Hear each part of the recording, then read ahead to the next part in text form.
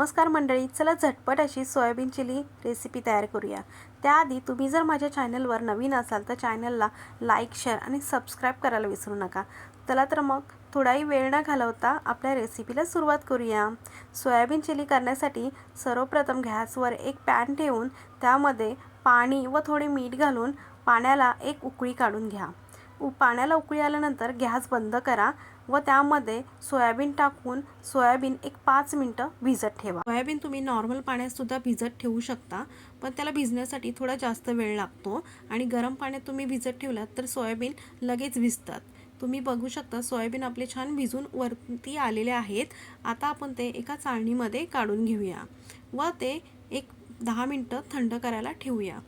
Soybean आपले थंड झालेले आहेत। आता आपण सोयाबीन मधले सर्व पाणी पिळून घेऊया। सोयाबीन मधले सर्व पाणी मी आता पिळून घेतलेले आहे। आता हे सर्व सोयाबीन एका बाउल मध्ये काढून त्यामध्ये 1 चमचा कॉर्नफ्लॉवर, अर्धा चमचा मैदा, खाण्याचा ऑरेंज कलर व चवीनुसार मीठ घालून हे सर्व साहित्य सोयाबीनला छान लावून घेऊया। हे सर्व साहित्य सोयाबीनला लावून झाल्यानंतर त्यामध्ये थोडे थोडे पाणी घालून सोयाबीन भिजवून घेऊया। खाण्याचा कलर हा ऑप्शनल आहे, तुम्हाला जर आवडत असेल तर टाका, नाही टाकलात तरी चालू शकतो। सर्व साहित्य सोयाबीनला लावून झाल्यानंतर त्यामध्ये थोडासा कॉर्नफ्लॉवर टाकून सोयाबीन तळून घेऊया। कॉर्नफ्लॉवर टाकल्यामुळे सोयाबीन छान कुरकुरीत तळले जातात। आता आपण सोयाबीन तळून घेऊया। सोयाबीन तळण्यासाठी इथे मी गॅसवर एक कढई ठेवलेली आहे। कढईमध्ये तेल टाकून तेल छान कडकडीत गरम करून घेणार आहे। तेल छान कडकडीत गरम झालेले आहे। आता फास्ट गॅसवर सोयाबीन आपण तळून घेऊया। फास्ट गॅसवर सोयाबीन तळल्यामुळे सोयाबीन छान कुरकुरीत तळले जातात। तुम्ही बघू शकता मंडळी, सोयाबीन आपले छान कुरकुरीत असे तळून झालेले आहेत।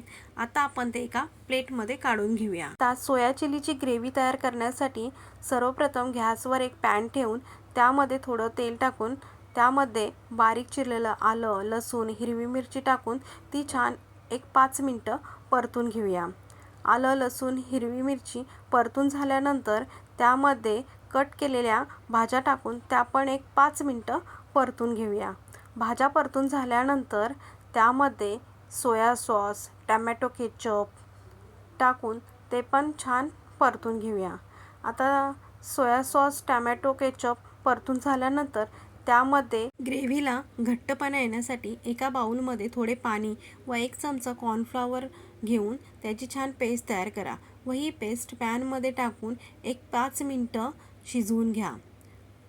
तुम्ही बघू शकता ग्रेव्ही आपली तयार झालेली आहे।